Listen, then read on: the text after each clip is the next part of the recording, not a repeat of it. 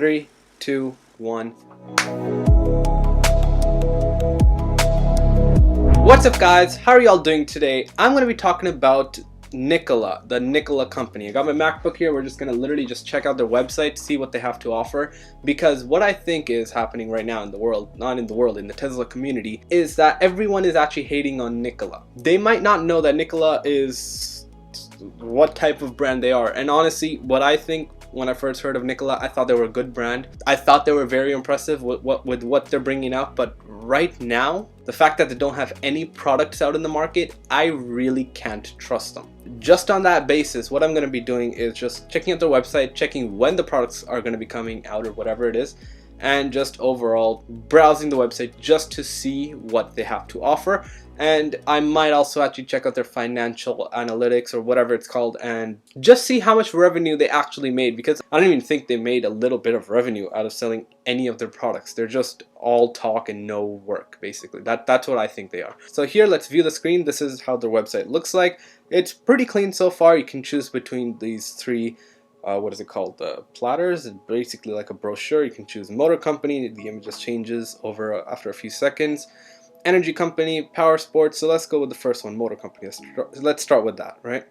And so let's just look at their products. So the problem that I have with all of their products is that they're using hydrogen, and hydrogen is basically a terrible fuel to use. Like, it's actually a terrible fuel to use. Because of that, what I think is going to happen is that they're not really going to sell much, as if they are already now. They're not selling really anything at the moment. So I'm just going to essentially do a somewhat deep dive into exactly what the products are all about. So let's start off with the Nikola One right here. So Nikola One, the hydrogen fuel cell electric sleeper semi-truck available in North America. It's a big truck. It's an amazing big truck. So let's just check it out. What do they even have to offer? Contact us. All right. Okay, so one image of a truck. Where is this truck? I don't really see it anywhere. Up to 2,000 foot-pounds of torque, that's fine. 1,000 horsepower, that's fine. 500 to 700 miles of range, which is actually pretty good. That actually beats the Tesla Semi. But here's my caveat. Okay, they have 10 to 15 minutes fuel time. That's fine. That's totally fine. Here's my caveat. Okay, what they're doing with this is that they have a hydrogen fuel cell, or a fuel cell as Elon mentions it, and it's essentially a hybrid between a fuel cell and batteries, and they're not using either one or the other completely. They're basically, it's a hybrid. Depending on what you want, you can actually configure it to get a bigger battery so they actually have more range overall, but nonetheless it's still a hybrid vehicle using hydrogen fuel cells. The problem that I have with hydrogen, it is not really practical by any means, like not at all. First, you have to build out the big infrastructure, and unlike electricity, the infrastructure is already there. All you really need for building up chargers and whatnot is just a high power line, and most of these chargers are located in like places like restaurants and whatnot, or nearby restaurants or hotels or whatnot, and they already have three-phase high power lines to those buildings. So really, because their cable's already dug underground going there, all they have to do is reroute some of them and they'll have electricity to charge your electric cars. That's how easy it is. Whereas with hydrogen, what you need to do, before I tell you what you need to do, let me get started on why people are going with hydrogen. Hydrogen is for those oil companies who don't really want to go electric, because they make a lot of money selling oil. I think they made $5 trillion or something like that. They make that much money, like combined overall, a year selling oil, destroying our planet essentially. There's no tax on it. There's actually subsidies on that actually, so you can look that up by yourself. But essentially, how do you get hydrogen from that? Hydrogen is essentially a waste material, just like natural gas, right? When you're refining oil, it's more or less sort of like a waste element. With that waste element, you're just going to use hydrogen and keep pumping up oil, and you're just going to use the excess hydrogen to put it somewhere in a tank and then actually go somewhere and use it. Whereas with this, the plan is that there are hydrogen fuel stations and they're going to build out the infrastructure. So that is good. That sounds good, actually, I should say. But where is it? I love electric cars and I love the mission that Tesla is striving for to accelerate the world's transition to sustainable energy. But come on, this company, I honestly can't get behind it because they have nothing really to offer. They have no product out in the market at the moment. Yes, they have something in prototypes that sort of works, but they really don't have hydrogen stations. We don't even see one building pretty much anywhere. They don't really have any products out on the market at all. So why is there so much news about Nikola these days? Well, it's they just went IPO. So let's search up what IPO did they actually have. Nikola IPO, or I should search up stock really, but let's search up stock. It's not showing up. Here we come to finance.yahoo.com, and we're just going to look at Nikola. Their, what is it called? NKLA, that's their symbol. So what they're doing is, right now their stock price is at $64.92, so $64.92, which is fine. The thing that I have a problem with is that, well, they just went to IPO, like, I think that's June 3rd, is it?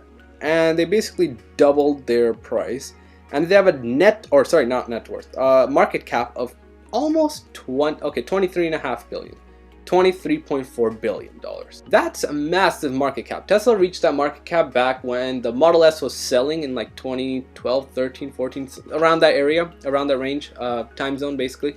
The thing was, everyone loved their cars. The Roadster sold very well. The Model S, almost everyone who actually had one loved it, and they would buy the supposedly new upcoming Model X, which was supposed to be released well before the date, but apparently they had some issues with the Falcon Wing doors for obvious reasons, and well, it got delayed until I think it was 2015. Not bad. They had some great changes. The car looks stunning today. It's apparently the maintenance part is a bit whack on that, but it's still a good car. Whereas with this Nikola Corporation, they don't have one product on the road at the moment. I'm just going to search up Nikola earnings or revenue. Revenue is a good way, or a good measure. Here we go. I think I'm just going to literally just use Google because they're using Business Insider.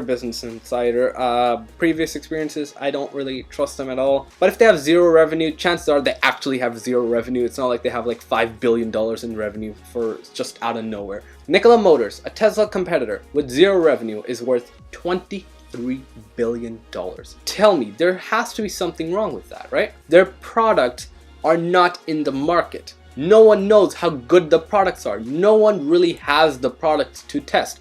Moreover than that, when Tesla releases a product, I'm going to use the example of a Model 3. Their stated range was about 300 miles. Well, when it actually came out, it was about 325 for the long-range rear-wheel drive. And now they discontinued it. I think it might be an off-menu item. I'm not entirely sure. You guys have to check on that. But now it is such a better car than it was when it was unveiled. Whereas I'm going to take the example of Nikola. They announced that they have one of the best battery techs, or just overall the best technology that they can offer. But now, when they're actually starting to release it, or supposedly supposed to release a vehicle 3 years late, I'm not worried about the late part. Timing, okay, fine, given you can take the timing. I get it. Tesla people, we know about the timing.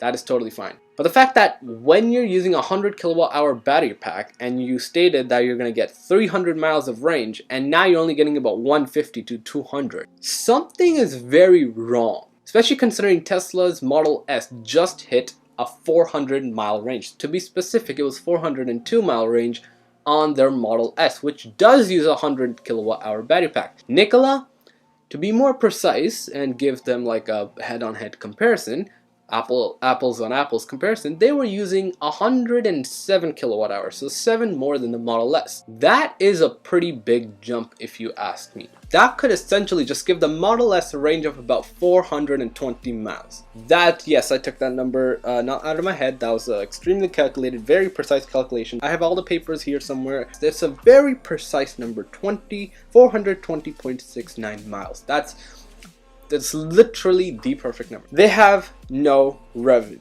They have no products. I'm talking about Nikola Motors at the moment. What are they here for?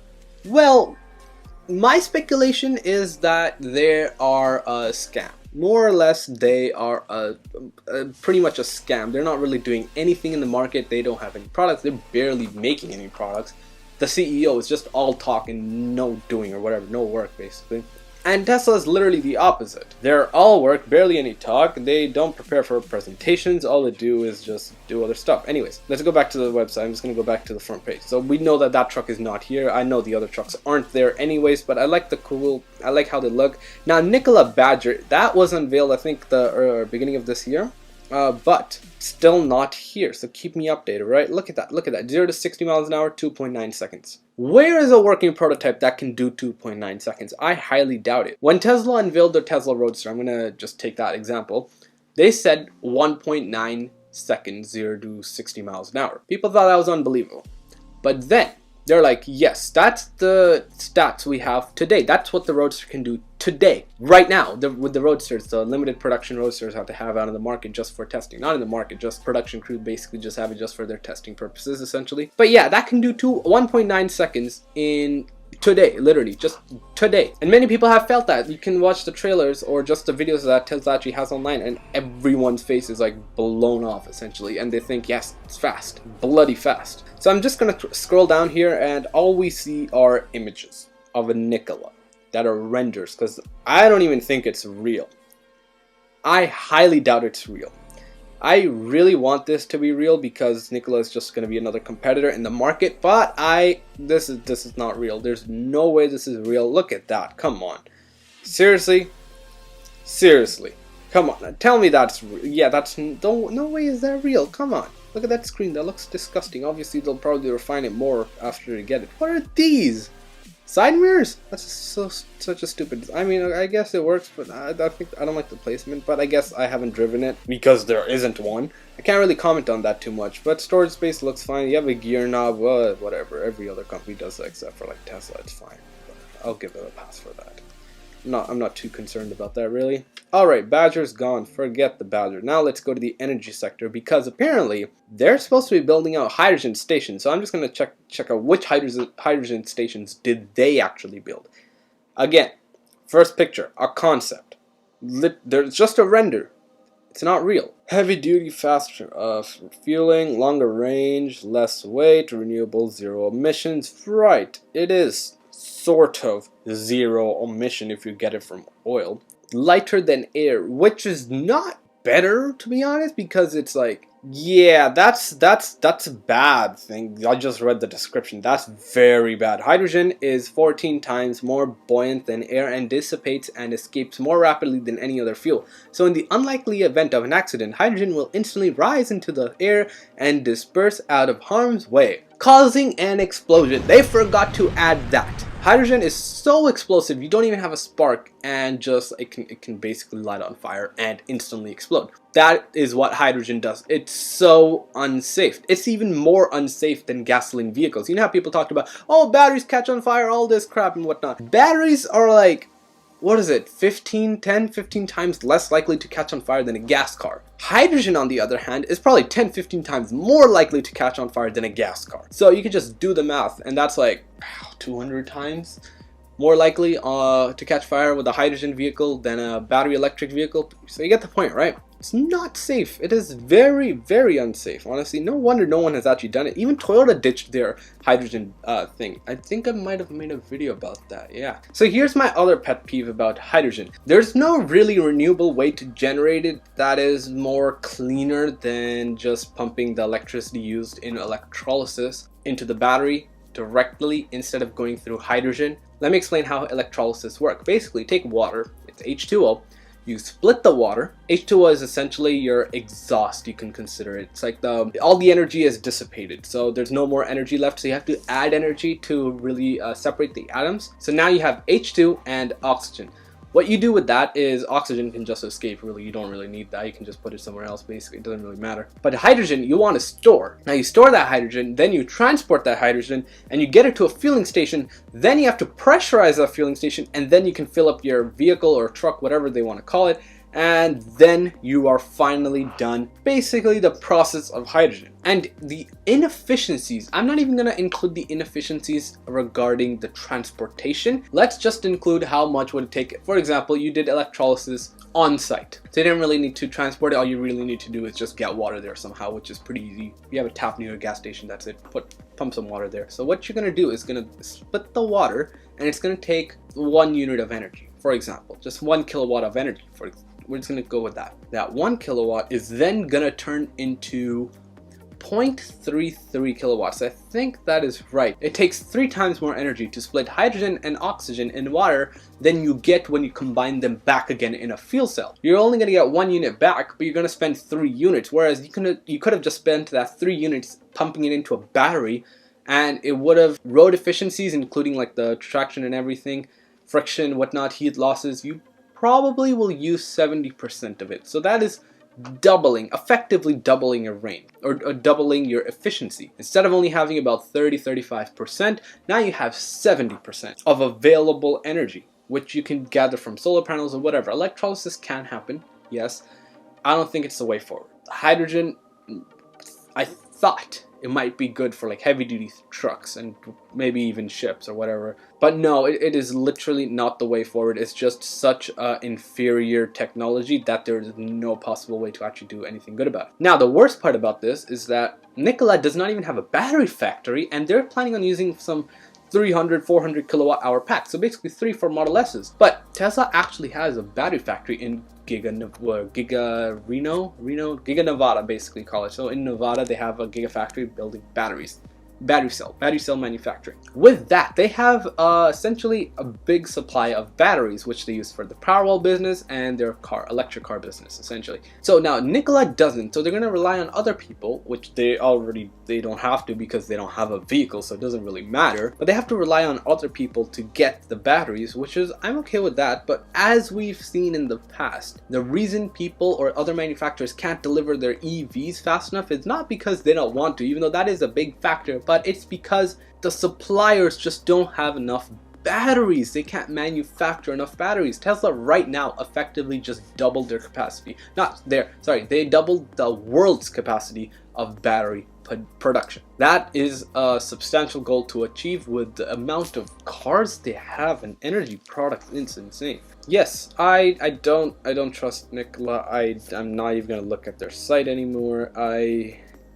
Sorry, I just can't. There are way too many disadvantages, and even with technology improving, like hydrogen's hydrogen, you can't improve hydrogen chemistry. You can improve how you can get hydrogen, maybe a bit more efficiently and all that, make it a bit more safer. But then the question comes down to, we have battery technology today that is so much safer and can do almost the same thing as hydrogen. Why do we need to go to hydrogen? And you can kind of point that to gas, but it's gonna run out eventually. You can't just keep pumping it out of the ground. You have to wait like 1,000,000 years to like replenish itself.